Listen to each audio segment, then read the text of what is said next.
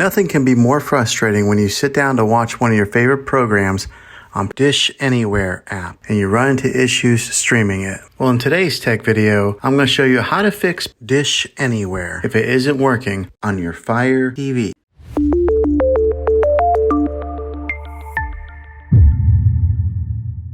Let's see if we can fix your problems and get your Dish Anywhere back up and running as quickly as possible. The first one, it's the easiest one to try, and that's to unplug your TV from the wall outlet and wait 60 seconds. Now don't be impatient here, wait the whole 60 seconds, then plug it back in. This is very different from turning your TV on and off with your remote control. This is what we call a hard reset of your TV, so make sure you do this method. If that doesn't work, then find your router that is giving you Wi-Fi and unplug the power to that for 60 seconds. Then plug it back in. If it fixes it, great. If not, let's go ahead and move on to the next method. Try deleting Dish Anywhere on your TV. Go to wherever the apps are located on your system and remove the app altogether. Then reinstall Dish Anywhere again. After you reinstall it, you might have to log back in with all of your credentials, but hopefully this will work. And if that doesn't work, then I recommend buying an affordable Roku stick, Fire Stick, or Apple TV 4K and plug that into your TV and use that as your main streaming player. And you'll be able to access Dish Anywhere that way. I'll put links in the description down below of where you can get one. Well, hopefully this video was helpful for you.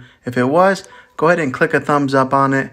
Go ahead and subscribe to my channel. I make tech videos all the time, and I would love to have you back in the next one. Take care.